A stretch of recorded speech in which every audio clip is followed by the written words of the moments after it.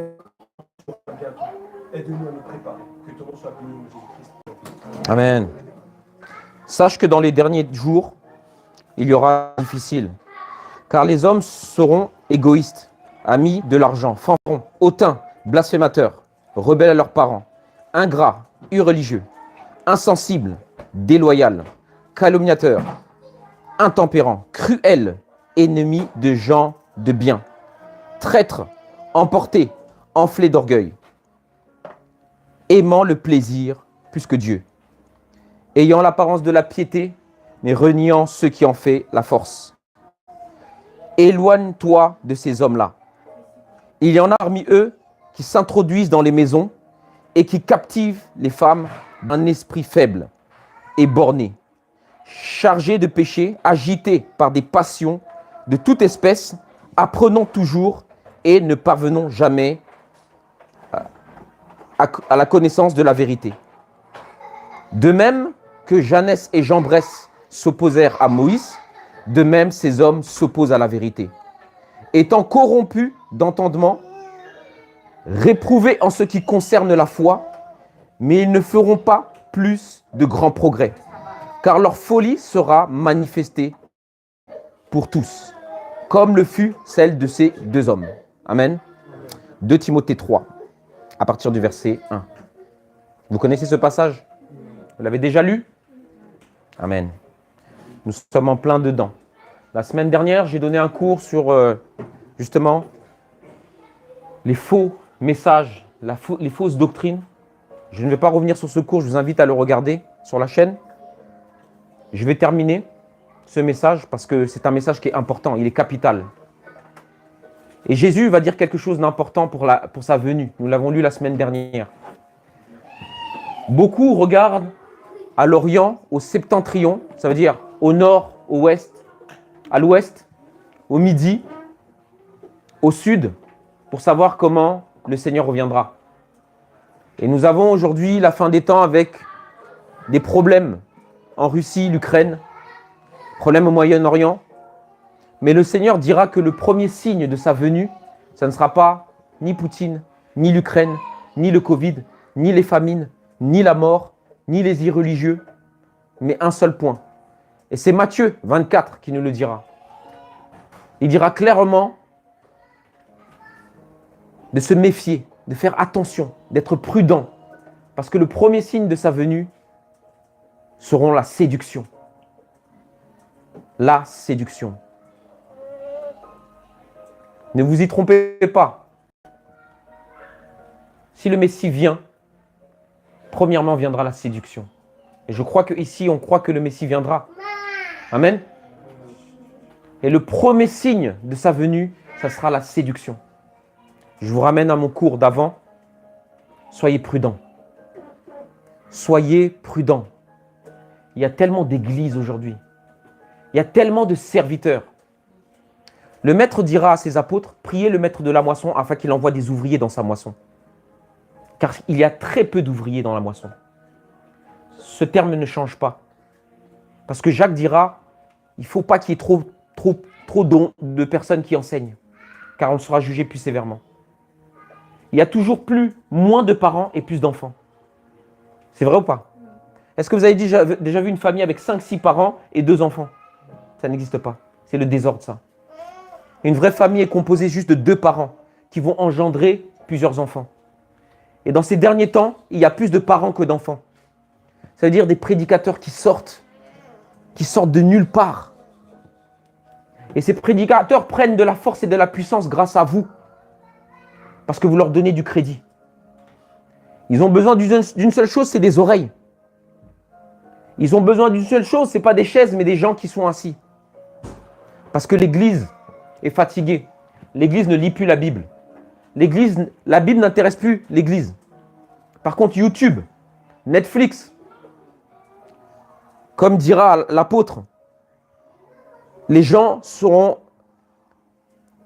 irreligieux. Et c'est ces irreligieux-là qui seront en proie à ces doctrines. Mes amis, soyez prudents. Soyez prudents. C'est sincère. Même nous qui enseignons, nous sommes à l'abri de rien. Ce message est capital.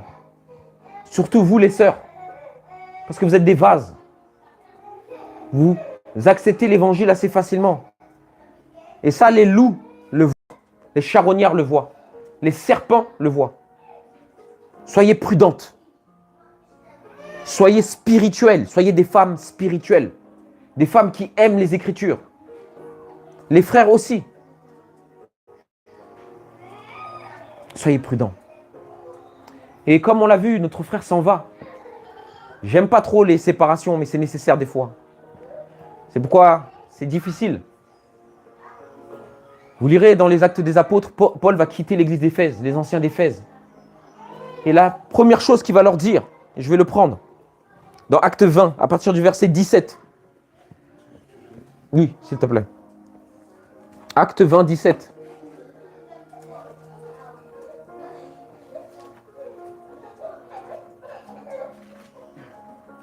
Alors, Acte 20, le verset 17. Il est écrit, cependant à Milet, Paul envoyait chercher à Éphèse les anciens de l'Église.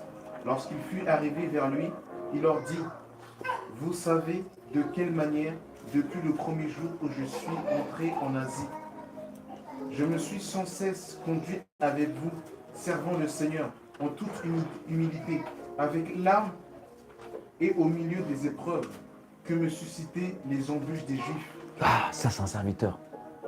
Où sont les serviteurs qui servent avec larmes et non avec des rires, avec des rires. Continue mon frère. Vous savez que je n'ai rien caché de ce qui vous a été utile et que je n'ai pas craint de vous prêcher et de vous enseigner publiquement dans les maisons, annonçant aux Juifs et aux Grecs la repentance de ville en ville, l'Esprit Saint m'avertit que des liens et des tribulations m'attendent. Mais je ne fais pour moi-même aucun cas de ma vie comme si elle m'était précieuse, pour vous que j'accomplisse ma course avec joie et le ministère reçu du Seigneur Jésus d'annoncer la bonne nouvelle de la grâce de Dieu. Verset 28, écoutez bien. Prenez donc garde à vous-même et à tout le troupeau sur lequel le Saint-Esprit vous a établi évêque pour paître l'Église du Seigneur, qu'il s'est acquise par son propre sang. Tu peux t'arrêter là. Paul va donner un avertissement aux anciens d'Éphèse. Prenez garde à vous-même et au troupeau sur lequel le Saint-Esprit vous a établi et qui s'est acquis le Messie par son sang. Et regardez ce qu'il va dire après. Je sais qu'il s'introduira parmi vous, après mon départ, des loups cruels qui n'épargneront pas le troupeau, et qu'il s'élèvera du milieu de vous des hommes qui enseigneront des choses pernicieuses pour entraîner les disciples après eux. Amen. Continue.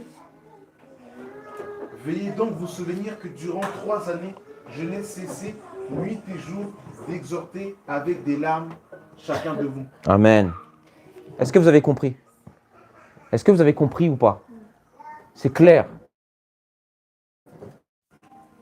Mais la vérité n'est pas acceptée. La semaine dernière, je vous ai parlé du monde de l'illusion, pour ce qui était là. C'est ça, le monde chrétien. Ce que Paul vient de dicter là, c'est le monde chrétien. Si on pense que l'illusion, et vous allez être déçus. C'est pourquoi les gens, quand on leur prêche pas tout l'évangile, quand je vous dis tout l'évangile, ils vont d'église en église, de déception en déception, de prédicateur en prédicateur, de message en message, de doctrine en doctrine. Et après un jour, ils s'essoufflent et ils disent « je retourne dans le monde ». Et quand eux-mêmes qui ont goûté le Seigneur, ils ont vu qu'il était bon, témoignent à d'autres païens en disant « ne va pas chez les chrétiens, les chrétiens sont mauvais et méchants, ne va pas dans les églises, n'écoute pas la doctrine de Jésus ». Vous voyez ? Le même, comme avec l'apôtre Paul, le même qui persécutait l'église, c'est lui qui s'efforce maintenant à le construire, maintenant à l'inverse. Vous voyez ? Parce qu'on ne vous dit pas tout. On ne vous dit pas tout. Oh, Jésus va te bénir. Oh, Jésus va te faire du bien. Oh, les frères sont bien, ne t'inquiète pas. Et c'est cette illusion qu'on essaie de mettre dans la tête des frères et sœurs. Tout le monde est beau, tout le monde est gentil. Heal the world. Vous connaissez ça? Michael Jackson. Il voulait guérir le monde. Le monde ne peut pas être guéri sans le Messie. Amen. c'est lui le réparateur des brèches. Ben Peret, le fils qui répare les brèches. Et nous sommes en plein dedans. Nous sommes en plein dedans. Vous avez vu ici le scandale qui s'est levé au milieu de nous. Et je le dis clairement. Des gens qui veulent renverser, non pas moi, mais l'œuvre de Dieu. Parce que ce n'est pas à moi qu'ils ont fait du mal, mais c'est à vous. Vous avez été scandalisés. Vous voyez? Et ça va être le quotidien. Ça, c'est la vie chrétienne. C'est pourquoi il dira, prenez toutes les armes de Dieu. Prenez toutes les armes de Dieu. Et ce n'est pas des armes que pour les hommes, c'est des armes aussi pour les sœurs.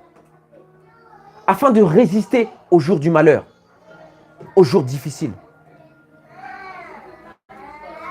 Tu peux quitter une assemblée, aller en voir une autre, mais le problème sera le même. Parce que l'ivraie doit côtoyer le blé. Parce que l'ivraie doit côtoyer le blé. Les anges ont voulu arracher l'ivraie. Le Seigneur a dit non, laisse-les croître ensemble. C'est au milieu des mauvais que tu deviendras encore meilleur. Amen. C'est au milieu des fausses doctrines que ta véritable doctrine doit s'élever. C'est au milieu des ténèbres que la lumière lue. C'est quand il y a des fausses doctrines au milieu de nous qu'on voit les vrais frères sortir. Et Paul dira aux Corinthiens, aux frères, aux Corinthiens, il faut qu'il y ait des sectes au milieu de vous, afin que ceux qui soient approuvés soient reconnus comme tels. Vous savez, quand un mauvais frère se lève au milieu de nous, vous allez voir qu'il y a des gens qui vont partitionner avec lui. Ils vont aller avec lui. On ne va pas comprendre. Parce que depuis le début, ils n'avaient pas reçu le message déjà. Mais Dieu ne pouvait pas nous le montrer. Donc Dieu va élever un faux frère au milieu de nous et lui va s'allier à ce frère. Et là, Dieu en fait veut ouvrir nos yeux. C'est comme ça le Seigneur. Judas, tiens ce pain. À celui que je donnerai ce pain, c'était un pain mouillé. C'est celui-là qui me trahira. Mais vous avez vu, les 12 n'ont même pas compris. Vous voyez? Les 11, exactement. Les 11 n'ont pas compris. Soyez prudents. Soyez prudents. Soyez prudents. Il y a des loups dans la maison de Dieu. Il y en a eu, il y en aura encore. Soyez prudents.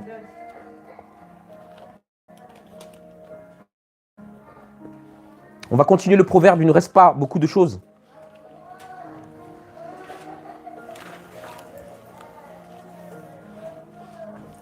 Et notre rôle en tant que serviteur, c'est aussi d'avoir le bâton. Vous voyez?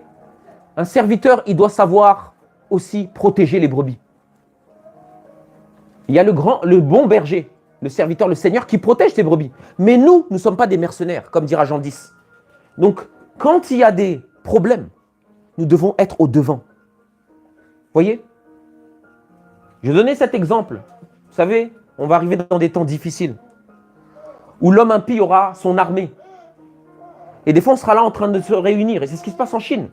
On sera en train de se réunir avec des bouts de Bible. Des psaumes, des Job, des Esther, là. On se souviendra seulement de ce qu'on connaît de la Bible, de mémoire. Et les gens vont nous dire, effectivement, on a appris qu'il y avait une assemblée ici parce qu'ils chantent. Et là, on sera en train d'enseigner. Il y aura les enfants, tout ça, en train de partager la parole. Ça va frapper à la porte. Et là, le silence. Les soldats vont rentrer. Ils vont dire, qu'est-ce que vous êtes en train de faire? Le gouvernement a dit, il n'y a aucun autre maître que l'homme impie. Et ce n'est pas une fiction que je vous raconte. Lisez la Bible. Il s'élèvera contre tout ce qu'on appelle Dieu et tout ce qu'on adore. Et nous, les serviteurs, qu'est-ce qu'on va faire quand on va voir ça? Les armées vont rentrer. Qu'est-ce qu'on va faire? Oh non, prenez les femmes d'abord. Nous, comme on est serviteurs, on reste comme ça, l'enseignement il continue. Mais il y en a plein qui pensent ça. Non, prenez les sœurs, comme ça nous on continue d'enseigner.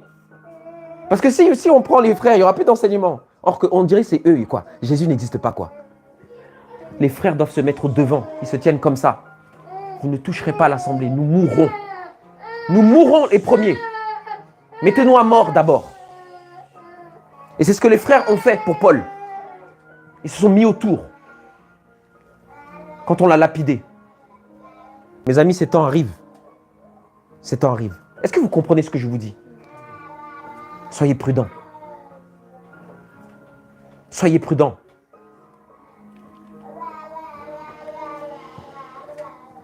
Nous étions dans Proverbe 7,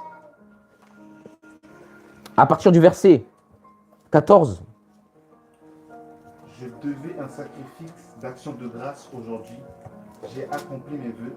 C'est pourquoi je suis sorti au devant de toi pour te chercher et je t'ai trouvé. J'ai orné mon lit de couvertures, de tapis, de fils d'Égypte. J'ai parfumé ma couche de myrrhe, d'aloe et de cinnamome. Viens, enivrons-nous d'amour jusqu'au matin.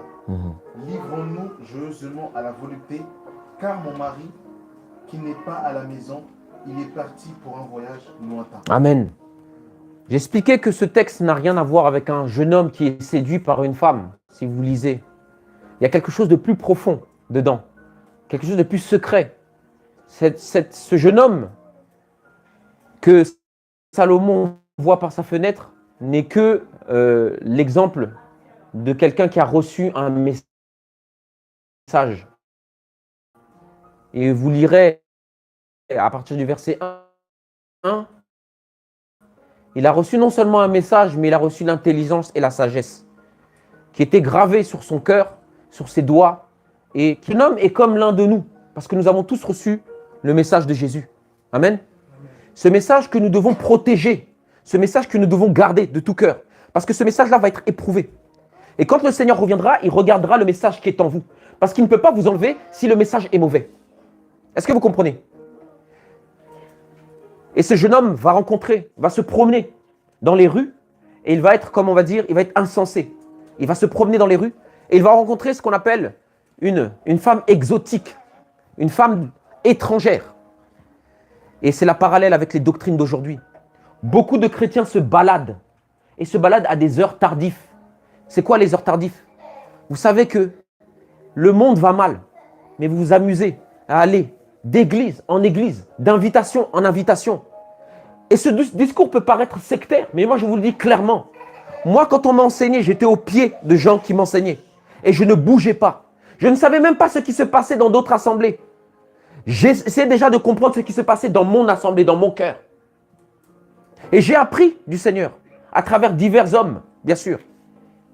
Mais aujourd'hui, les mêmes qui aiment Paul, qui parlent de Paul, Paul était au pied de Gamaliel. Ils vont d'église en église. Et maintenant, c'est encore pire. Ils vont de YouTube, de compte YouTube en compte YouTube. Ils vont de page Google en page Google. Mais vous regardez la vie est creuse. La vie est vide. Ils n'arrivent pas à avancer avec le Seigneur. Le péché les environne.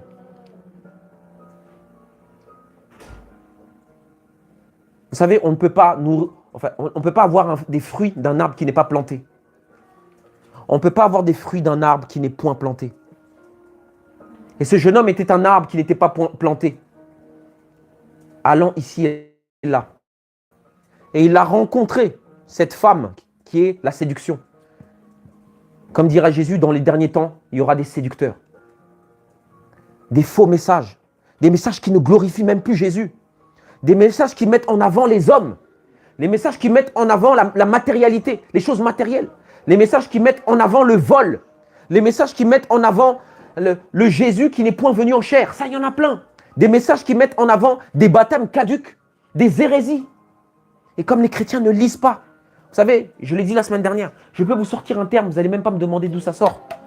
Parce que ça ne vous intéresse pas.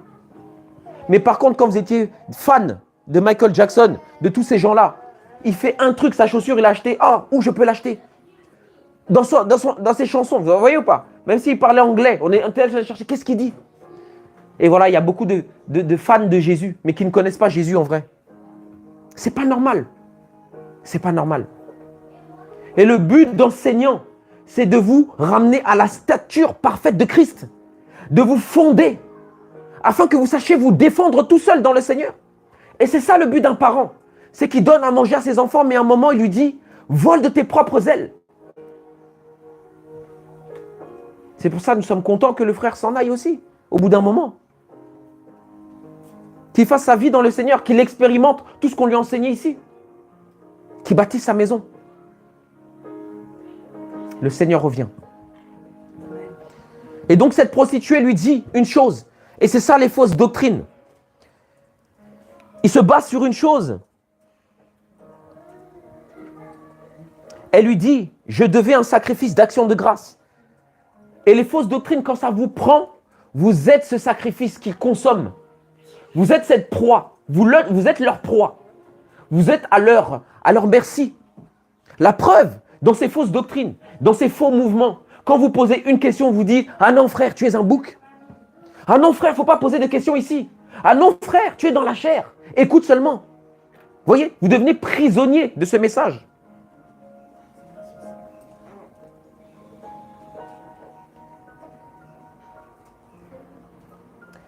Et cette prostituée dira à ce jeune homme, j'ai orné mon lit, je l'ai couvert de tapis, de fils d'Égypte. Et vous savez, l'Égypte est un endroit que nous connaissons bien, parce que la parole en parle. Et vous savez, l'Égypte, se dit Misraïm. Misraïm, si vous cherchez, ça veut dire les limites. L'Égypte, c'est le monde des limites. Et vous allez voir les gens qui vont prêcher ces doctrines-là. Ils vont vous mettre des limites, pas celles de Dieu, pas celles de Dieu. Mais ils vont vous dire, écoute ton pasteur. Écoute seulement moi ce que je te dis. Ne va point ailleurs. Il n'y a pas que Jésus, il y a aussi d'autres dieux. Jésus aussi peut, il y a d'autres messages. Je me rappelle, il y a un frère qui me disait ça. Il me disait, va, on va prêcher aussi comment ça s'appelle, qui s'habille en noir là. Aux Mormons. Parce qu'en fait, le message, il est pour tout le monde. Viens, on va aller prêcher. Moi, j'étais jeune, converti. Mais ça ne va pas. Viens, Jésus aussi est pour tout le monde. Vous savez, quand on est envoyé quelque part, c'est spirituel, vous le savez. Tout le monde n'est pas envoyé. Matthieu 28, là, quand il dit, allez, faites de toutes les nations des disciples. Tout le monde ne peut pas engendrer. Il faut qu'on reprenne les Écritures dans leur... Il parlait aux apôtres, il ne parlait pas à tout le monde. Et tout le monde n'est pas appelé à engendrer. C'est pourquoi, allez, faites-le, vous allez voir. Les fils de Séva, ils l'ont fait. Il faut être préparé. Il faut être formé pour ça. Non seulement par les seigneurs, mais par les gens que le Seigneur a attestés. Et vous allez voir, c'est le désordre. Parce que l'Égypte, c'est le désordre. L'Égypte, c'est le polythéisme. L'Égypte, c'est le soleil qui règne. L'Égypte, c'est pas Dieu. Et dans les fausses doctrines, c'est ça. C'est-à-dire qu'il y a du désordre. Et ça aussi, c'est des fausses doctrines. Ça veut dire qu'on ne se respecte pas les uns les autres. Papa Jean-Pierre, il est là parce que moi, j'enseigne, je lui parle mal. Ça, c'est le désordre. Ça, c'est des fausses doctrines aussi.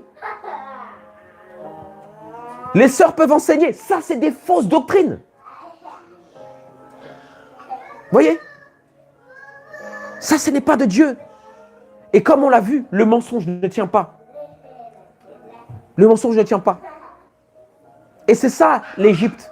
Et ce qu'elle voulait, cette jeune fille, c'est la volupté. Et la volupté, c'est quoi? C'est les œuvres de la chair, c'est se pavaner. Vous voyez? Quand on entend des gens qui veulent revenir à la Torah, mais qui s'habillent de manière déshabillée, qui veulent revenir à la Torah, mais qui disent des gros mots. Ça, c'est quoi? C'est quel message, ça? Et je vous assure, il y en a plein comme ça. Ce n'est pas des fables que je vous raconte. Il y en a plein comme ça. Dans le message de Jésus, il y a la sainteté. Dans le message de Jésus, il y a la sanctification. Sans ces choses-là, on ne pourra pas le voir. Il y a la crainte de Dieu. Et la crainte de Dieu est sortie de la maison de Dieu. Parce que la maison de Dieu est devenue comme l'Égypte. Nous prêchons la sainteté. Parce que le Seigneur vient nous chercher. Et si nous sommes dans la dissolution, il nous laissera. Vous le savez ça. Et pareil pour les faux messages. Vous ne pouvez pas être à Bélial et à Christ en même temps. Vous ne pouvez pas écouter deux messages en même temps. Soit vous allez vous asservir un, soit vous allez servir un. Vous ne pouvez pas chaque semaine écouter même un message de base, même de nous qui vous enseignons. Parce qu'un message, ça se digère. Ça s'assimile. C'est pour ça, regardez simplement, regardez, c'est simple. Vous voulez voir quelqu'un qui marche bien? Vous voulez savoir comment quelqu'un se porte bien? Regardez ce qu'il mange. Même pas besoin de ne le juger à ce qu'il mange. Et des fois, des gens, ils écoutent tout et n'importe quoi. Ils n'arrivent pas à marcher dans le Seigneur. Ils n'arrivent pas à prier dans le Seigneur. Ils n'arrivent pas à avancer dans le Seigneur. Ils n'arrivent pas à aimer son prochain. Mais regarde le message que tu écoutes. Regarde les messages que tu écoutes. Regarde comment tu assimiles les repas. 15 ans de conversion, 5 ans seulement. On peut compter que 5 ans dans le Seigneur. Oui, ça fait 10 ans que je suis converti. Ah bon? 10 ans. 10 ans tu es comme ça? Sincèrement, 10 ans tu es comme ça? 3 ans de conversion, 16 assemblées. 16! 3 ans de conversion, 16 assemblées. Mais c'est... Et je vais vous donner un exemple simple. Une jeune fille de 13 ans, de ses 13 ans à 18 ans, elle est sortie avec 20 hommes. Mais c'est pareil. Le jour où elle va venir se marier, quand son mari va... C'est impossible que son mariage marche. C'est impossible. Si le Seigneur ne passe pas là pour réparer son âme, c'est impossible. Alors des gens qui se sont baladés dans de doctrines diverses, aller là, ici et là. Maintenant, quand ils rencontrent le Seigneur, ils n'arrivent même plus à le reconnaître. Ils disent, mais est-ce que c'est vraiment Jésus?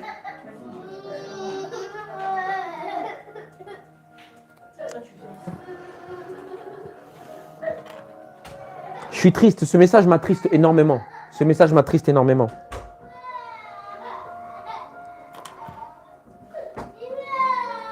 L'apôtre Paul avait un problème, c'est que les Corinthiens, malgré qu'il les avait engendrés, les Corinthiens ne voulaient pas l'écouter. Mais quand les faux venaient, vous savez, les faux messagers venaient, ils faisaient quoi? Oh, ici, je vais vous taper. Hein? Il les giflait, les Corinthiens. Il leur tirait les oreilles. Et là, il disait, ah non, nous, on n'aime pas Paul qui est doux.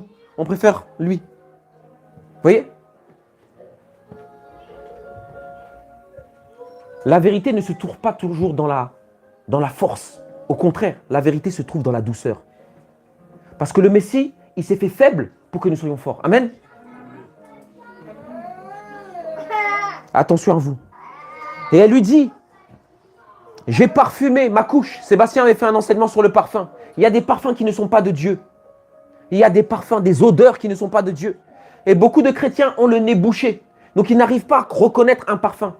Vous savez, dans le parfum, dans ce qui est odorant, il y a une identité.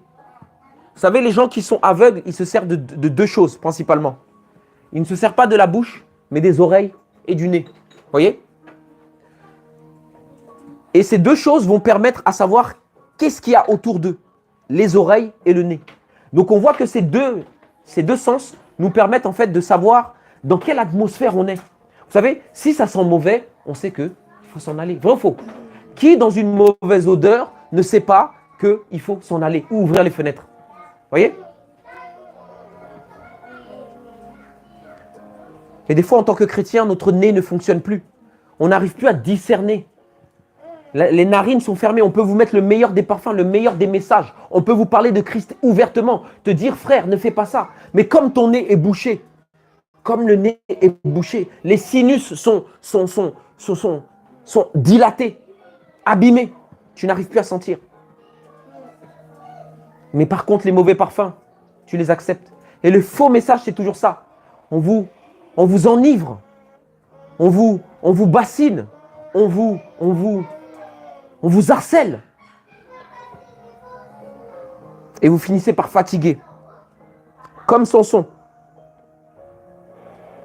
Viens, verset 18, viens, enivrons-nous de l'amour jusqu'au matin. Et il y a aussi un évangile là, qui traîne là depuis des années. Moi, cet évangile-là, je suis insensible. Oh frère, tu manques d'amour. Ok. Qu'est-ce que l'amour? Qu'est-ce que l'amour? Parce qu'il n'y a plus de sens l'amour dans la maison de Dieu. On reprend quelqu'un, oh tu manques d'amour. Alors, il faudrait dire à Paul, qui a dit à un frère dans le livre aux Corinthiens, qu'il n'a même pas vu ce frère. Il n'était même pas là. Il a dit, je livre à Satan pour que la chair soit détruite et que l'esprit soit sauvé aujourd'hui, Seigneur. Mais là, on devrait appeler Paul. Paul, assis-toi là, parce que là, ça ne va plus, Paul, là. Tu te prends pour qui? Tu n'es même pas là, tu ne sais même pas. Et en plus, tu livres à Satan. Sors de là, Paul. Allez, au nom de Jésus, on a chassé Paul aussi. L'apôtre de lumière. Vous voyez comment on piétine la lumière? Oh, tu manques d'amour. Vous savez, comme je l'ai dit, le Jésus qui rentre dans le temple et qui fait le nettoyage, il ne nous intéresse pas. Le Jésus qui revient à Botsra et qui frappe, il ne nous intéresse pas. Le Jésus qui dit, tu n'es qu'un chien et les chiens ne peuvent pas manger le pain des enfants. Celui-là, il ne nous intéresse pas. Mais par contre, le Jésus là, hein, le Jésus doux, hein, seulement là, celui-là qui est doux. C'est pour ça qu'il faut prendre Jésus dans son entièreté. Il faut remettre Jésus à sa place. Et cet évangile, j'en suis insensible. On ne peut pas me convaincre que je n'aime pas quelqu'un si j'ai une relation avec lui. Surtout si j'ai une relation avec lui. Et je ne dis pas que je ne peux pas ne pas aimer quelqu'un. Ça peut m'arriver, bien sûr. Le cœur de l'homme est tortueux. Mais quand on trouve un prétexte d'amour pour pouvoir justifier un péché, non, non, non, non. Il y a des règles dans la Bible. C'est ça la doctrine. Quand quelqu'un a péché, tu vas parler à ton frère. S'il n'écoute pas, tu vas ramener un autre frère avec lui. S'il ne t'écoute pas, tu la ramènes à l'assemblée. S'il ne t'écoute pas, qu'est-ce qu'on fait? Qu'est-ce qu'on fait? Vous ne savez pas ça? Qu'est-ce qu'on fait? Comment vous avez peur de le dire? Je quoi? Non. On le met dehors. On le chasse. Mais ça n'existe plus, ça. Ça, c'est manque d'amour, ça. Ah, surtout, il ne faut pas faire ça. Et même quand on fait ces règles-là, on voit avec un frère. Nous, on fait même un frère, deux frères, trois frères, quatre frères, cinq frères, six frères. Tous les frères du monde, les frères indiens, les frères chinois, les frères... Pour montrer que voilà, on ne veut pas vraiment pas la mettre dehors. Mais malgré ça, on va nous dire on manque d'amour. C'est pas grave. Mais on fait ce que Dieu nous demande de faire. On fait ce que Dieu nous demande de faire. Parce que ce n'est pas moi qui est mort pour vous. Ce n'est pas mon sang qui a coulé ici. C'est le sang de Jésus. Et il s'est acquis de votre âme avec souffrance et douleur. Et moi, je dois lui rendre des comptes. Vous savez, il y a des serviteurs, ils ne rendent même pas de compte à Dieu. Ils finissent, ils ont prêché, ils vont vivre leur vie tranquille. C'est-à-dire, Seigneur, j'ai fait ça, est-ce que j'ai été bon? Est-ce que quand j'ai prêché ça? Ils ne vont même pas faire un checkpoint avec Dieu. C'est-à-dire, ils travaillent pour eux-mêmes. En fait, c'est leur entreprise. J'ai entendu ça. Un frère, oui, frère, tu es apôtre? Oui. Qui t'a établi? Ah, frère, tu n'as pas le droit de me dire ça. T'as pas... Ça, prenez vos jambes à votre cou, vous tournez vraiment les jambes, vous mettez là, et vous courez, vous rentrez. Mais oui. Mais oui. Vous voyez? Ça veut dire qu'il va vous rendre déjà captif. C'est fini. Frère, tu tires ça d'où? Tu peux nous montrer? Ah non, ça c'est la chair, hein. Il ne faut pas dire ça. Ne m'interromps pas, sinon tu coupes l'onction. Bon, l'onction, c'est les cheveux, quoi. Étienne parlait avec sagesse. Et sa sagesse était tellement grande que, voilà, les Juifs ne pouvaient même pas le contredire. Jésus était accessible. Il s'asseyait avec le peuple. Au point où, quand il fut livré, on ne reconnaissait pas. Il fallait lui faire un baiser. Vous voyez? Mais eux, là, sont sur des trônes, assis, dans leur Sanhédrin. Et c'est eux que vous aimez. C'est eux que vous allez quand vos familles sont... Au lieu de vous-même prier, quand vos familles sont malades, c'est vers eux que vous allez. Vous avez fait tous les médecins, les docteurs. Que Dieu nous aide. Et ces gens prennent de la force à cause de nous. C'est à cause de nous qu'ils prennent de la force. Sinon, vous savez, Satan n'a point de puissance, je vous le dis. Je dis clairement. Parce que d'une, Yahushua est mort et il est ressuscité. Donc, la force que le diable a, nous dira Hébreu, c'est parce qu'il a le péché. Et le péché tire sa force de la mort. Mais comme l'homme le plus parfait est crucifié, a été crucifié, il est mort et ressuscité, Satan n'a point de force sur nous. Parce que nous sommes en Christ. Amen. Il n'a point de force. Mais il va utiliser quoi? La peur. Et c'est par la peur qu'il va essayer de nous détourner. C'est par des fables habilement conçues. C'est par des doctrines, par des histoires qu'il va essayer de nous avoir. En vrai, il ne peut pas dire à un enfant de Dieu, il va pécher. Mais qu'est-ce qu'il va faire? Il va faire habilement concevoir des plans, dire, est-ce que Dieu, regarde, Dieu peut-être il a dit ça. Mais comme nous ne sommes point affermis, comme nous ne connaissons point les Écritures, comme nous n'aimons point les Écritures, mais nous sommes charnels, nous sommes encore des enfants, on va dire, ah oui, peut-être que Dieu l'a dit. Voilà. Et là, nous nous perdons. Et ça n'arrive pas que à Ève. Ça n'arrive pas que à Adam. Parce que le serpent a ses élèves. Livrons-nous à la jouissance et à la volupté. Et regardez ce qu'il va dire au verset 19. Car mon mari n'est pas à la maison. Il est parti pour un voyage lointain. Il a pris avec lui le sac et de l'argent. Il ne reviendra à la maison qu'à la nouvelle lune. Alors je vais vous expliquer quelque chose. Une prostituée, c'est une prostituée, non? N'a pas de mari. Une prostituée n'a pas de mari.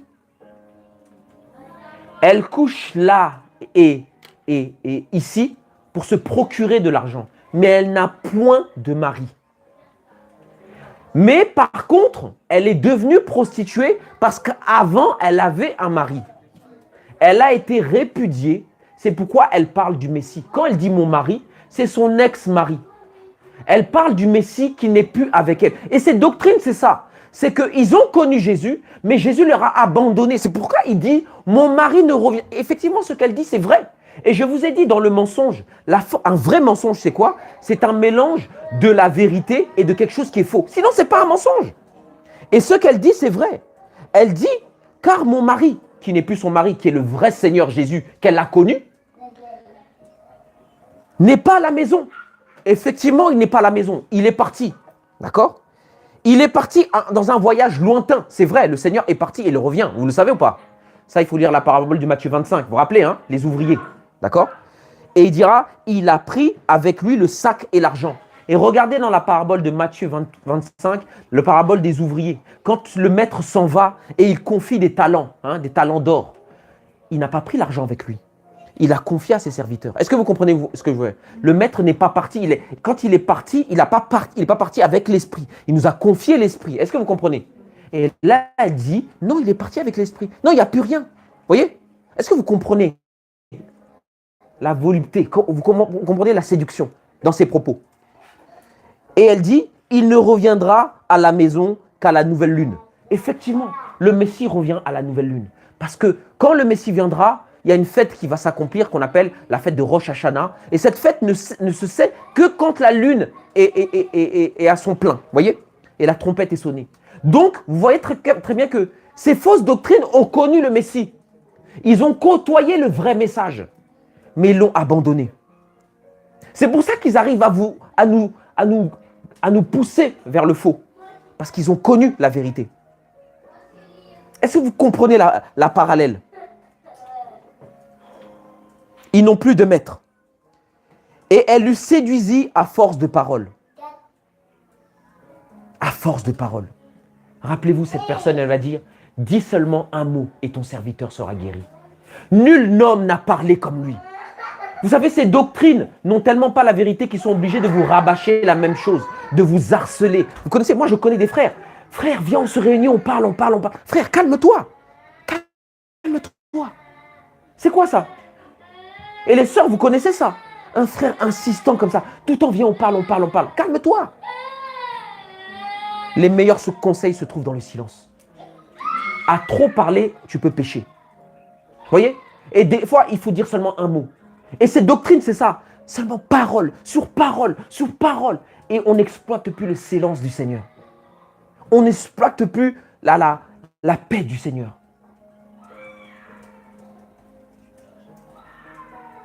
Que le Seigneur vous aide. Que le Seigneur nous aide.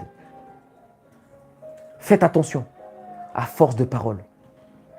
Oh frère, on n'est pas d'accord. Mais viens, on se donne encore rendez-vous, on va encore parler. Frère, mais c'est quoi? On n'est pas d'accord. C'est quoi ton problème? Tu veux qu'on fasse quoi? En fait, on se bagarre. Et ça excite des querelles. Ma sœur, viens écouter la parole chez nous. Viens chez nous. Comment ça? Chez nous. Donc c'est chez toi qu'il y a la parole. Viens un peu chez nous. C'est la parole de Dieu. Elle est donnée aux hommes. On doit tirer les oreilles à certaines personnes ici. Et vous savez, si on pratiquait la parole, moi, je vous assure, des fois, je dis, ça, c'est pas ça, non. Des fois, je suis révolté. J'ai envie de pratiquer la parole, mais je suis stoppé par vous.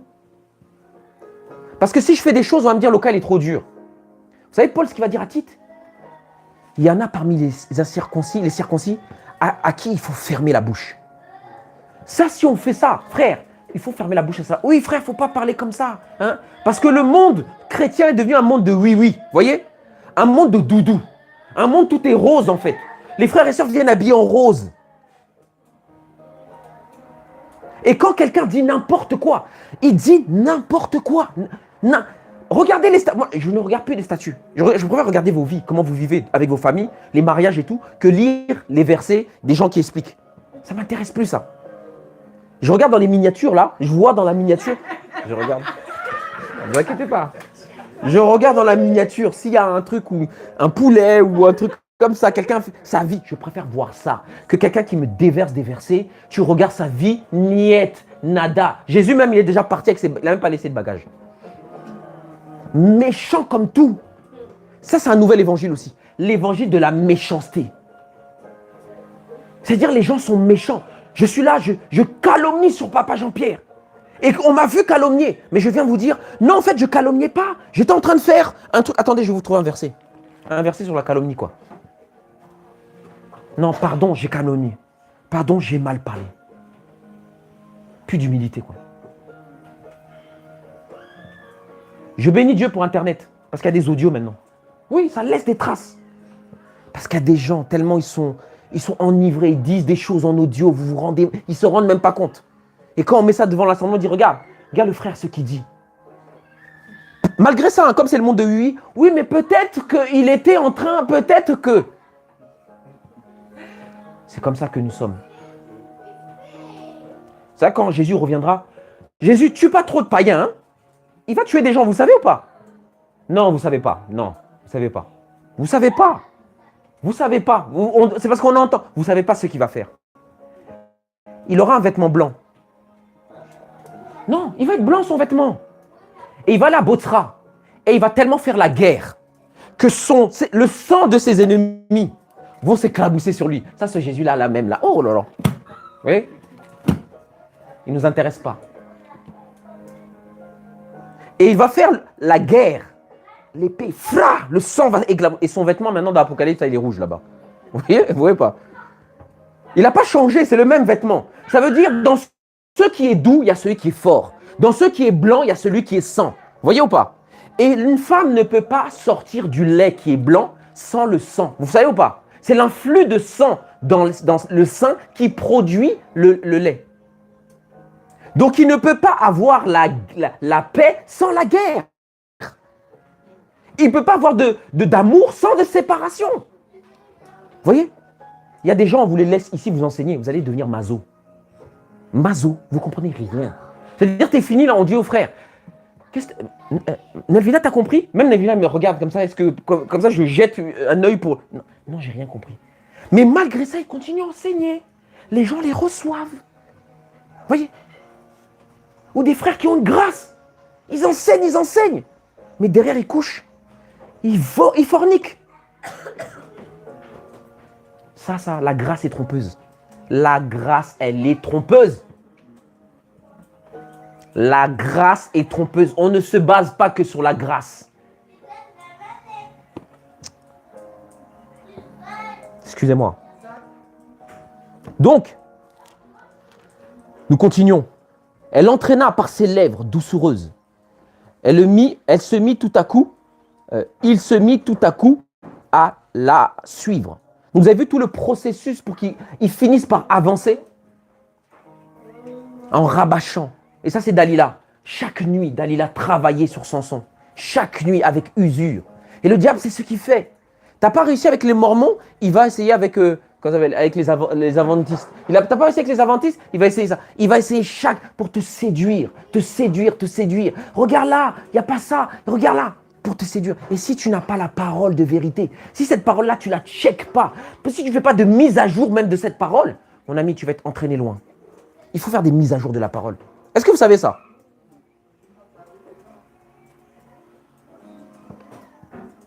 Et elle se mit tout à coup à le suivre. Comme le bœuf, il se mit, tout à coup à le suivre. Comme le bœuf qui va à la boucherie. Comme un fou qu'on lie pour le châtier. Jusqu'à ce qu'une flèche lui perce le foie.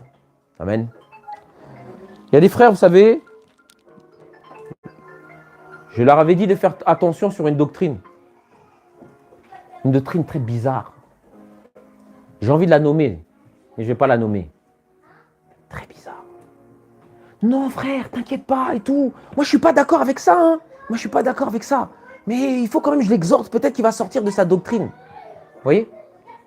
Aujourd'hui, ces mêmes frères sont dans cette doctrine. Ils ne s'en rendent même plus compte. Et vous savez, une doctrine, ça vous amène une attitude.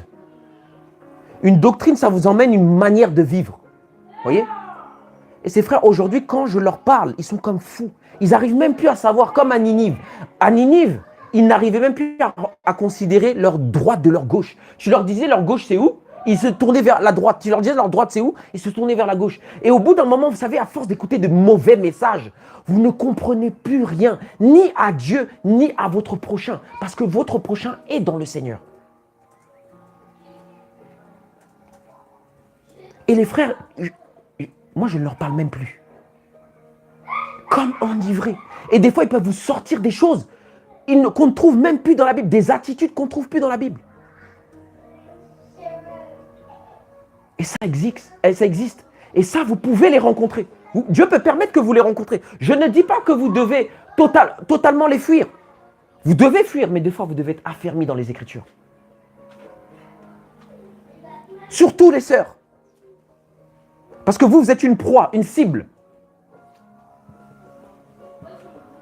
Et c'est ça le sacrifice. Vous devenez comme un sacrifice. Vous avancez comme un sacrifice. Ça veut dire que leur but, c'est qu'ils vous volent de l'argent.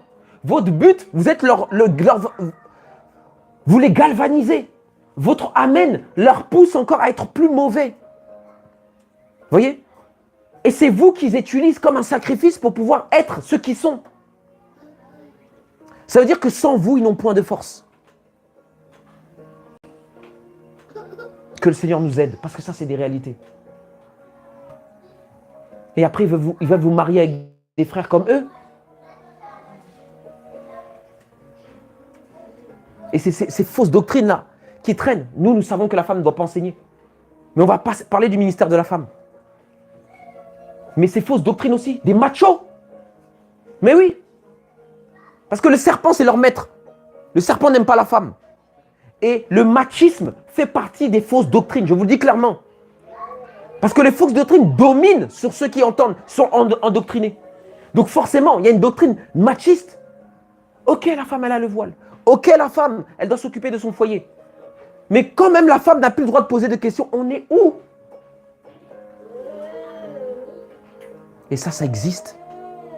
Et ça existe, je vous dis. C'est même plus proche de vous. Des Jésus noirs.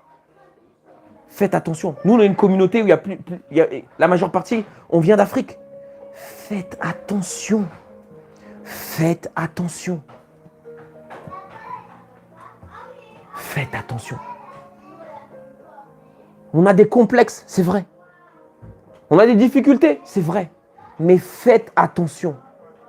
Le Messie est juif.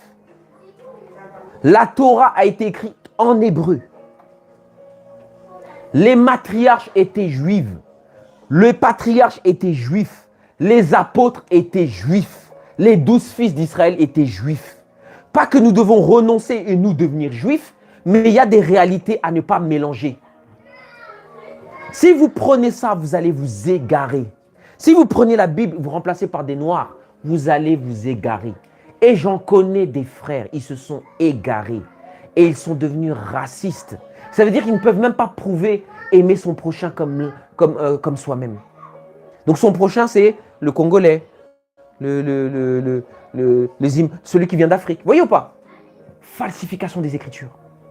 Et ça, c'est à côté. Je vous dis, vous ne pouvez même pas soupçonner. Il y a des gens qui sont à côté de vous qui pensent ça. Ils n'hériteront pas. Je le dis clairement, ce n'est pas moi qui l'ai inventé. Ils n'hériteront pas du royaume des cieux. Et je ne dis pas que nous devons devenir juifs. Hein. Je ne dis pas ça. Hein. Mais il y a des contextes dans les Écritures. Je dis que je ne peux pas mélanger ma culture à moi, aller l'associer à ce qui a été écrit depuis des millénaires. Ma culture, tu as envie d'aider l'Afrique, va aider l'Afrique. Ne mets pas Jésus dedans. Tu as envie de faire du bien, fais du bien. Ne mets pas l'apôtre Paul dedans. Vous voyez? Parce qu'ils n'arrivent même pas à faire du bien d'eux-mêmes. Le bien n'arrive même pas à sortir d'eux, qui sont obligés de trouver des théologies, des choses spirituelles pour faire le bien. Le bien, même un païen peut le faire. Et ça ne veut pas dire que c'est spirituel. On est allé aux Antilles avec mon épouse. Deuxième voyage de noces. On a fait 2 voyages de noces. On l'a fait en 2 fois. On ne s'est pas marié 2 fois. Hein. On a rencontré sur le marché un gars qui était rasta et il disait Jésus allait revenir à Pointe-à-Pitre. J'ai pris ma main, j'ai mis sur ma tête et j'ai dit à ma femme, viens, on s'en va. Ma femme, comme elle était là, elle a dit non, mais il faut qu'on lui parle. J'ai essayé de parler avec lui. Vous voyez, il n'y a même pas parler, c'est quoi? C'est dialoguer. Vous voyez, un dialogue. C'est tu échanges, tu échanges. Laisse tomber, à la ramasse. Mais il est sûr de lui, vous voyez, il est sûr. Ouais. Vous savez, l'opinion, c'est un intermédiaire entre la vérité et le mensonge. Ce n'est pas parce que tu as une opinion que c'est la vérité. Est-ce que vous voyez ou pas? Ah, moi je pense que. Ah bon, tu penses? Qu'est-ce que la Bible dit? Ce n'est pas parce que nous avons une opinion que cela est vrai. La vérité, c'est la saine doctrine.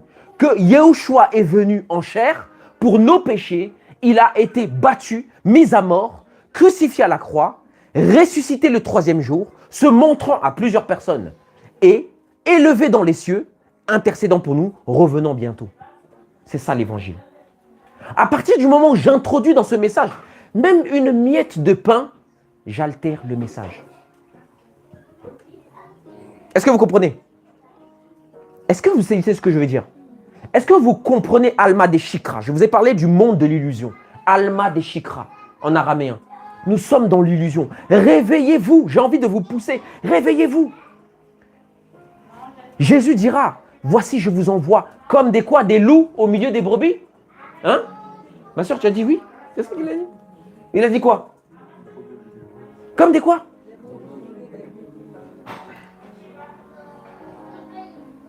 Nous serons blessés. Nous serons humiliés. Mais il faut garder la vérité. Amen. Je termine. Et on va voir qu'il va lui percer le foie. D'accord? Verset 23. Jusqu'à ce que la flèche lui perce le foie. Et la finalité de toutes les fausses doctrines, c'est que votre foi soit atteint. Et c'est intéressant de parler pas de la foi, hein, c'est pas de la foi, hein, FOI. C'est avec un E à la fin, pardon. Qu'est-ce que le foie? Qu'est-ce que le foie? Vous en avez tous un, ça c'est obligé. À quoi ça sert? Nalvina, c'est quoi des chaussures? Ça sert à quoi? D'accord, mais tu as tes pieds, tu pourrais marcher avec tes pieds. Exactement. Voilà, vous voyez? Alors, à quoi sert le foie qui est à l'intérieur de toi? Je vais vous donner un devoir. Hein. Le foie. Alors, c'est intéressant, Google. Merci, c'est bien. Mais en vrai, il n'y a pas de honte. Je ne sais pas, je vais chercher. Comme ça, au moins, je sais. Alors, vous allez voir que le foie, c'est un organe déjà interne qui va se trouver juste en haut, ici, au niveau de l'abdomen, et qui va faire un travail intéressant. Tu vas nous le lire? Je lis les objectifs principaux, le stockage et la répartition des nutriments issus de la digestion, la dégradation des substances toxiques, filtre aussi le sang. Oui, synthèse de la plupart des protéines du sang. C'est ça. Il synthétise. Donc, il fait un travail de conversion et de filtrage. Vous voyez? Production de la bile. Et il produit aussi la bile qui est nécessaire à la digestion. Sans bile, c'est compliqué. Vous voyez ou pas? Et on voit que là, quand la flèche va toucher, ce n'est pas le cœur qui va toucher, mais c'est le foie. Et c'est intéressant parce qu'on en a déjà parlé dans des cours, c'est que le foie, c'est un des organes le plus lourd. Vous voyez? Dans le corps. C'est l'un des plus gros et le plus lourd. D'accord? Et c'est intéressant parce que quand on parle de gloire et d'honneur, le mot en hébreu se dit kavod. Tu sais, quand on dit gloire à Dieu, on se dit kavod. Par exemple, Meler HaMashiach, le roi Messie. Kavod, kavod. Et ce même mot, il a la même racine que le mot foi. D'accord? La même racine. Qu'est-ce que ça veut dire? Ça veut dire quoi? Ça veut dire que la gloire et le foie ont un petit peu la même fonction. Parce que c'est déjà l'organe le plus lourd. Et la gloire, elle sert à quoi? À avoir la lourdeur, la pesanteur de Dieu. Voyez? Et c'est à ça que sert le foie. De manière sémantique, c'est qu'elle va nous rappeler déjà de filtrer les choses, de savoir discerner les choses. Et quand on discerne que Dieu, il est Dieu, on lui rend la gloire. Amen. Mais quand quelqu'un n'arrive plus à discerner qui est Dieu, il est incapable de lui rendre la gloire. Voyez? Et du coup, la lourdeur, la présence de Dieu n'y est plus. Voyez? Le poids, on a dit que le foie, ça a un poids. C'est l'un des organes les plus lourds.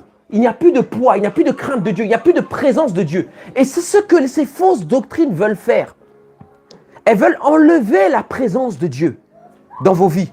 Quand un message n'est pas basé sur Jésus, quand il n'est pas christocentrique, quand il n'est pas messianique, messianocentrique, quand il ne centre pas sur une personne, vous savez, il doit faire une ramification. Je peux prendre ce verre et le ramener jusqu'à Jésus. Là, mon évangile est bon. Mais quand ce verre m'éloigne de Jésus et qu'il se centre que sur ce verre, il n'a point d'intérêt. Je peux parler hébreu. Et vous le voyez, ce que j'essaye de faire avec mes petites fonctions avec l'hébreu, le but, c'est de révéler Jésus et de le déployer, de le mettre à nu pour vous, afin que vous le glorifiez. Afin que vous vous disiez, oui, il est Dieu, il est roi, il est Dieu, je peux que l'adorer. C'est à ça que me servent ces choses-là. Ce n'est pas simplement pour les dire, c'est pour que vous vous rapprochiez de Dieu. C'est à ça que sert la révélation. Tu dois sortir d'une révélation en te disant, j'ai envie de me repentir. Tu dois sortir d'une révélation en disant, waouh, Dieu, il est Dieu. Le païen que je connais dans ma vie, là, je vais me réconcilier avec lui parce que c'est une créature de Dieu. Et non, nous sortons de révélation, nous sommes plus orgueilleux, plus méchants. Comment la parole, une source d'eau, peut sortir d'un réceptacle et elle est pure et elle devient amère? Et ces messages vous éloignent de Dieu. Quand vous écoutez un message et que vous rentrez chez vous et que vous vous dites, vous voyez, le péché a encore plus de force sur vous, posez-vous des questions. Soit ce n'est pas le message, c'est vous qui l'avez mal assimilé parce que votre foi est détruite, mais soit c'est vous qui ne voulez, soit c'est le message qui est là et qui est mauvais.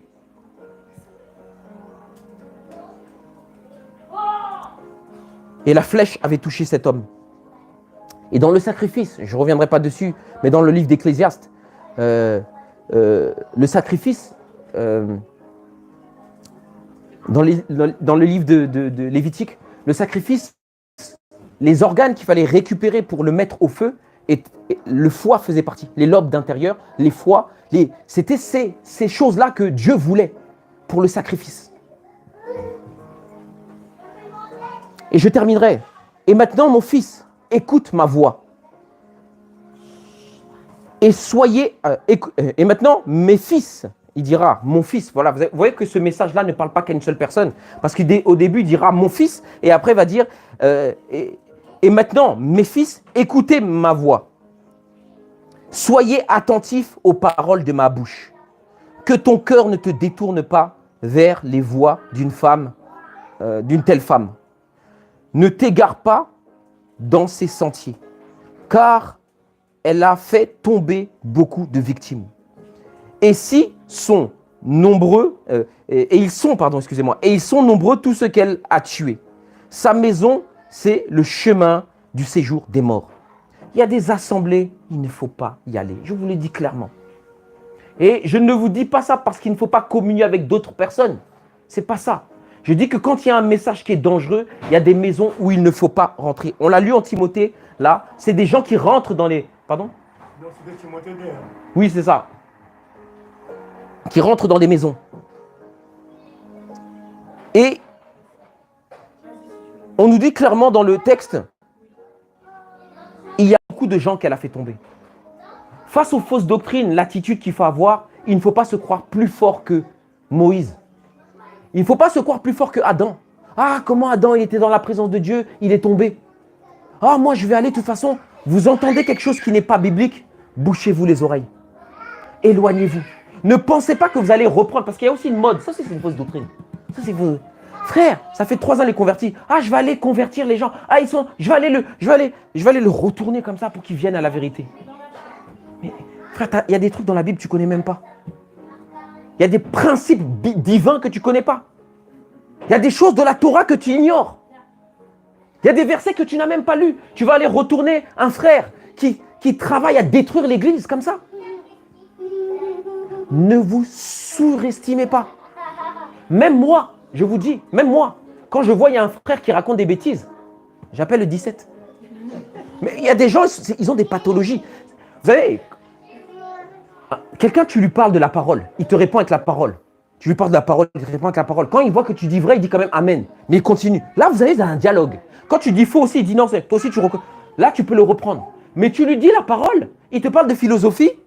Tu lui dis la parole, mais quand tu lui dis quelque chose qui est biblique, il dit non, c'est faux. En fait, tu n'as pas compris, c'est comme ça. Mais là, c'est un monologue. Ça, personne ne peut le reprendre. Donc, il est fou. Donc, moi, j'appelle le 17. Voilà, venez chercher quelqu'un ici. Il est fou. Tu n'as pas de dialogue avec lui. Et nous, les chrétiens, c'est quoi? Ah, vous savez, Pierre dira, il y a des gens à qui il ne faut pas prier. Est-ce que vous savez où ça va pas? Il y a des gens pour qui il ne faut pas prier. Et la Bible dit clairement, priez pour vos ennemis. J'ai dit à un frère, aujourd'hui, toi, tu es ennemi avec moi, je vais prier pour toi. Je dis clairement, tu es devenu mon ennemi. Je vais t'aimer, mais je vais prier aussi pour toi. Parce que dans le Seigneur, on n'a plus d'ennemis. Nos ennemis, c'est seulement des gens du monde. Non, moi, dans le Seigneur, j'ai des ennemis. Moi, je le sais. Hein. Je sais qu'ils me regardent. Ah oui, je sais. Vous savez, ils aiment pas mal. Ils disent, ouais, Loka, aucunement ils peuvent me contredire. Vous connaissez ma Torah, vous connaissez mon enseignement. Vous connaissez ici mon enseignement. Aucunement ils peuvent me contredire. Ils ne peuvent pas dire je dis n'importe quoi. Ils sont juste pas d'accord. Ils sont juste pas d'accord. Mais ils ne vont jamais venir en face de moi. Avec les versets de la Torah, essayer de me prouver leurs bêtises, leur ineptie. Mais chaque jour, ils regardent. Vous voyez? Chaque jour, ils regardent là. Ah, il a dit quoi? Si je dis des fausses choses, pourquoi t'écoutes? Oh frère Loka, pourquoi t'as fermé ta story? Je n'ai peur de rien. Je suis appelé par le Seigneur, je n'ai peur de rien. Parce que quand je suis l'inverse, les gens font du mal. Vous voyez? Je n'ai peur de rien. Oh frère Loka, pourquoi tu as bloqué ta story? Mais si tu n'es pas d'accord avec ce que je prêche, pourquoi tu veux voir ma story? Vous voyez? Je ne parle pas de choses que je ne connais pas. Je ne vous raconte pas des fables. Je vous raconte ce que je connais. Et si demain je m'éloigne, j'aimerais que des frères et sœurs me parlent. Et quand je me suis éloigné, il y a des frères et sœurs qui m'ont parlé. Et j'ai écouté. Amen. J'ai écouté. Et c'est ça qu'on doit faire pour chacun. Mais l'heure est grave. La nuit descend. La nuit arrive. Et ce n'est pas des blagues. Je vous dis, ça fait des années que je suis converti. Mais chaque jour, je dois veiller sur mon enseignement. Chaque jour, je dois veiller sur mon enseignement. Vous savez que dans la Torah, il est interdit de partir en mission seul. Vous savez ou pas? Il les envoyait toujours 2 par 2. Et ça, c'est un principe hébraïque qui dit qu'il est impossible, interdit à quelqu'un d'avoir une révélation seul. C'est prohibé. Pourquoi? Parce que comme c'est l'exemple de l'homme et la femme, l'homme n'a pas le droit de se satisfaire tout seul, la femme n'a pas le droit de se satisfaire tout seul. Elle doit se satisfaire de son mari et de sa femme. Et comme 2 personnes, Pierre, Paul, Silas, Jacques, ainsi de suite, Jésus les a envoyés à 2, il en est de même quand quelqu'un reçoit une révélation, il doit le checker avec un autre frère. Vous voyez? Et c'est comme des couples eux aussi, et ils marchent dans le Seigneur comme des couples. C'est important. Et j'en avais parlé ici des binômes. Comment des frères, des fois, vous voyez, ils sont seuls, quoi, comme ça. Droit, seuls. Ils marchent. Seuls. Ça n'existe pas dans la parole. Les frères, ils ont toujours, voilà, un frère avec qui ils sont, voilà, en binôme, qui les connaît aussi. Parce que quand on ne les connaît pas, là, personne ne peut témoigner d'eux. D'où tu sors ta révélation ici, là. Et on va te checker aussi, là. Vous voyez? Et les 12 étaient 12 pour savoir si la doctrine était bonne. Vous voyez? Mais aujourd'hui, des frères personnels, ils viennent. Tu viens d'où? Ils viennent, ils s'assoient. On n'a même plus le droit de dire tu viens d'où. Ah non, frère, ça c'est la discrimination. Hein. Faut pas lui dire. C'est la maison du Seigneur. Hein. Tout le monde vient. Hein. Fausse doctrine. La fausse doctrine nous met dans l'irrespect. Enfin, on ne respecte plus la création de Dieu. Oh frère, je peux venir à l'heure que je veux. Fausse doctrine. Ça, c'est le diable. Il y a des heures, même pour dormir, il y a une heure, non? Oh, pour manger, il y a une heure. Toi, tu viens à n'importe quelle heure. Tu crois, t'es où? Dans ma maison, tu crois c'est un moulin. Mes enfants, c'est un moulin. Mes oreilles que le Seigneur m'a données, il a sauvé ces oreilles-là. Le Seigneur a sauvé ces oreilles-là. Rappelez-vous, son dernier miracle, c'était quoi? C'était de réparer une oreille. C'était vous dire, je reviendrai parce que j'ai réparé les oreilles. Vous écouterez mon message. C'est ça son dernier miracle, réparer l'oreille. Il a sauvé ses oreilles, il a regreffé. Donc il y a des gens qui viennent, ils viennent faire rentrer dans les oreilles du Messie, parce que nous sommes tous les oreilles du Messie. Ils viennent faire rentrer du caca, quoi. Du caca dans les oreilles du Messie, quoi. On prend le caca comme ça, on met dans les oreilles du Messie. Parce que tes oreilles sont les oreilles du Messie. Tu es le corps de Christ. Amen. J'ai terminé. Que le Seigneur nous aide. Le désordre est une fausse doctrine. Le désordre est une fausse doctrine. Dieu n'est pas un Dieu de désordre, mais il est un Dieu d'ordre. Et je vous le dis clairement, là où il y a du désordre, Dieu n'y est pas. Ou là où il y a du désordre, Dieu s'impose. Dans le tohu bohu, il a dû parler. Amen. Oh frère, je ne viendrai pas aujourd'hui. Pourquoi? Parce que je vais aller jouer au foot. Mais tu es enseignant, non? Non, mais je fais ça, moi. Vous imaginez si Jessie fait ça? Si Sébastien fait ça? Ok, Dieu peut susciter un jour. Il peut susciter 2 jours, mais au bout d'un moment, il faut que vous soyez entretenu. Voyez ou pas? Oh, ma soeur, je ne viens pas parce qu'il pleut. Oh! Ça, c'est des réalités. Il y a des chrétiens, ce n'est pas Jésus qui règne dans leur vie, mais c'est le soleil et la pluie. Quand il fait moche, eux aussi, leur morale, comme ça. Quand il fait beau, l'été, ces chrétiens-là, vous les voyez dans les assemblées. Quoique, des fois même, ils sortent de l'assemblée. Nous n'avons pas été sauvés par le vent ou la pluie. Nous n'avons pas été sauvés par la température, ni par la grêle, ni par les tempêtes, mais par le Dieu vivant. Amen.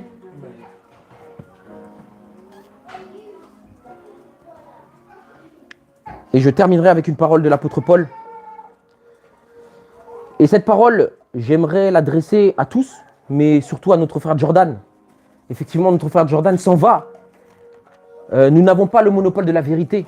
Et il va rencontrer des frères aussi qui prêcheront la vérité. Il en connaît déjà des frères qui prêchent la vérité aussi. Voilà. Que nous connaissons aussi. Et dans son chemin, puisque il nous a connus, et il connaîtra d'autres frères, dans son chemin, je voudrais l'exhorter à certaines choses.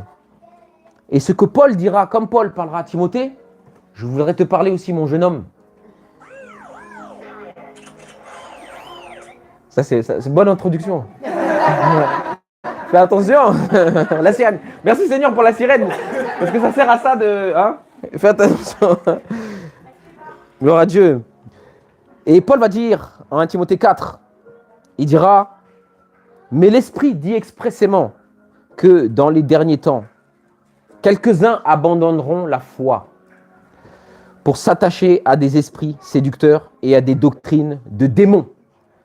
Par l'hypocrisie de faux docteurs, portant la marque de la flétrissure dans leur propre conscience, prescrivant de ne pas se marier, et je voudrais m'arrêter sur ça, parce que cette doctrine aussi est une doctrine qui ravage. Et elle est subtile. Je vais vous expliquer comment elle... Parce que la doctrine, vous savez, la prostituée, on ne la reconnaît pas aujourd'hui comme prostituée. Vous savez, tellement de filles qui s'habillent mal aujourd'hui qu'on peut penser que toutes les filles sont prostituées. Vous voyez? Mais comment elle pratique ça, on voit très bien que c'est une prostituée. Vous voyez que quand le serpent vient, il vient avec séduction. Et cette fausse doctrine de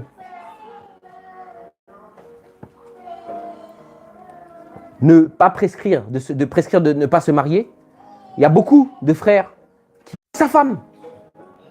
Et ils sont capables, il y a des choses qui ne se disent pas. Ah ouais, franchement j'étais mieux quand j'étais célibataire.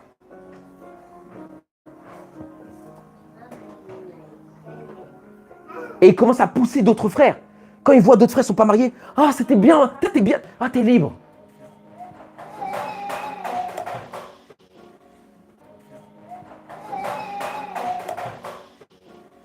Que vous comprenez que, attention,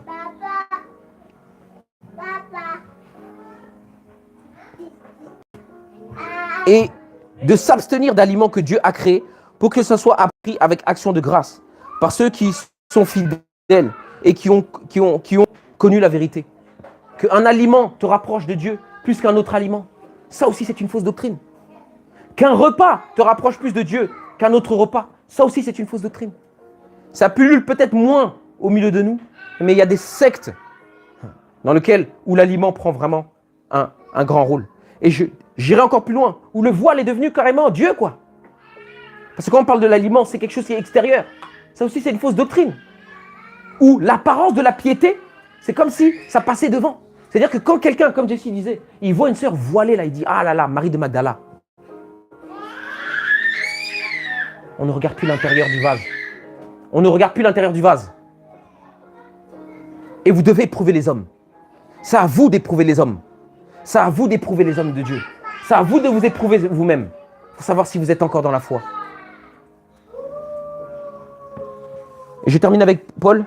Car tout ce que Dieu a créé est bon. Rien ne doit être rejeté, pourvu qu'on le prenne avec action de grâce. Parce que tout ce qui est sanctifié par la parole de Dieu parce que tout est sanctifié par la parole de Dieu et par la prière. Amen. Donc mon frère, je t'exhorte à garder le vrai message que tu as entendu ici. Tu sais comment je suis à cheval sur la formation, sur la transmission. C'est important de transmettre. Et que le message que nous avons prêché ici, dans la vérité, tu es venu chez moi, tu as dormi chez moi, tu as vu ma femme, mes enfants. Parce que le message, ce n'est pas ce que je dis seulement. Tu me connais, je pense. Et Jessie, Sébastien, et les frères et sœurs qui sont ici, ce que tu as entendu ici, garde-le. Garde-le. Et que par joie, nous entendons plus que notre frère travaille pour le Seigneur. Il y a des âmes qui sont sauvées, des vies qui sont transformées, que de dire, notre frère Jordan, aujourd'hui, ah, c'est bizarre. Voilà, on a trop ce scénario. Et je désire, comme un père pour un enfant, ne pas entendre ça de toi. Vraiment, qu'on entende vraiment de bonnes choses de ta part, de bonnes choses pour ton épouse, ton enfant, des bons témoignages dans ta maison d'abord, et de bons témoignages des gens à qui tu vas prêcher Jésus. Amen. Afin que le travail que nous tous on a fait en toi et que tu as fait en nous puisse se transporter là-bas. Amen.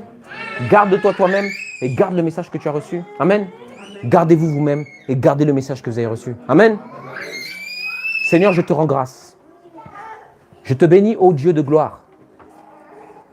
Parce que tu es saint, Seigneur, ô Dieu. Et tu nous as confié ta parole, Seigneur, qui est précieuse, Seigneur, ô Dieu. Et tu as voulu, Seigneur, ô Dieu, à travers, Seigneur, ô Dieu, ta parole que tu as donnée une seule fois aux saints et que tu as transmis comme la foi, Père éternel, puisse demeurer telle qu'elle, Seigneur, ô Dieu. Et tu diras, Seigneur, au milieu de nous, il y aura des loups, Seigneur, ravisseurs, Seigneur, ô Dieu.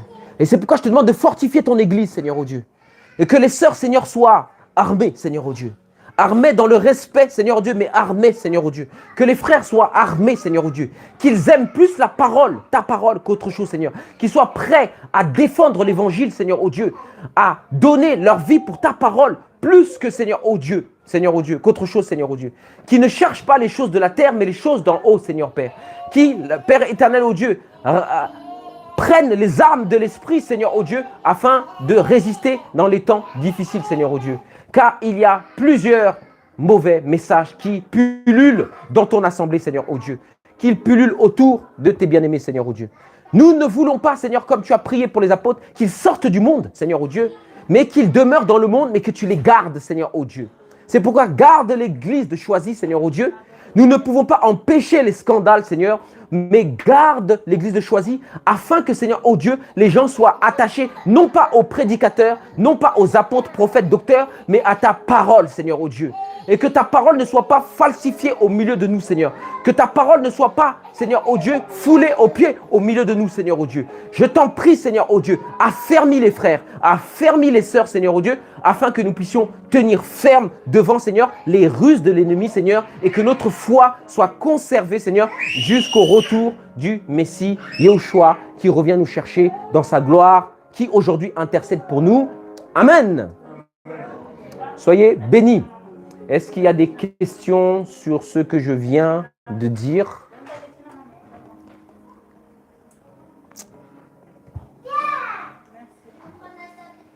Vous avez le droit de poser des questions. ou de ne pas être d'accord. Vous avez aussi le droit de ne pas être d'accord. Et s'il y a des choses que j'ai dites que vous n'avez pas compris, n'hésitez pas. Si vous m'avez trouvé dur aussi, dites-le moi et je vous expliquerai pourquoi j'ai été dur à travers la parole. Est-ce que c'est clair? Donc ne regardez plus à Poutine, ne regardez plus BFM pour savoir d'où viendra l'homme impie. L'homme impie est au milieu de nous. C'est vrai. C'est ce que les apôtres nous diront. Les antéchrists sont au milieu de nous. Amen. Ça va, c'est clair? Ok. Je vais voir si les frères, vous avez peut-être quelque chose à rajouter sur ce message.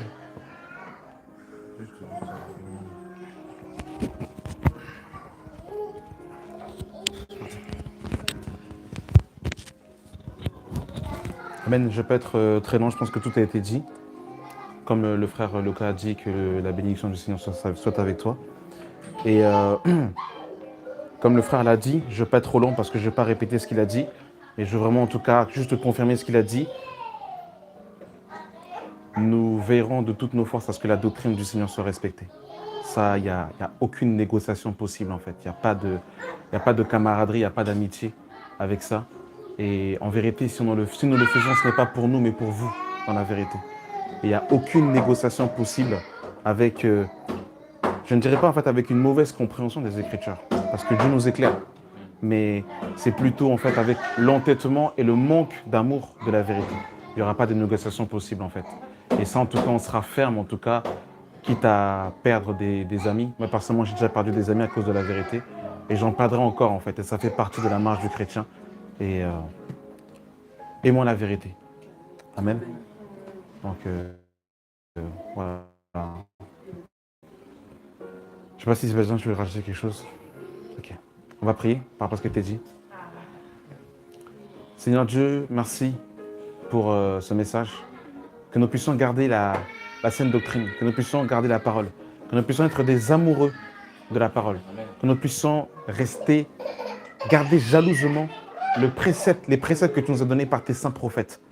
Que ton nom soit glorifié, que la parole de Dieu soit toujours le centre de nos vies. Louange à toi. Merci aux frères et sœurs qui sont venus. Merci pour le message que nous avons reçu. Merci pour tout ce que le frère Jordan nous a apporté parmi nous. Que tu puisses l'accompagner là où il va aller. Seigneur, bénis-le au nom de ton Fils Jésus-Christ. Que tu puisses aussi bénir les sœurs qui ont fait à manger, les frères et les sœurs qui ont ramené. Que tu puisses également sanctifier ce repas que nous allons manger et boire.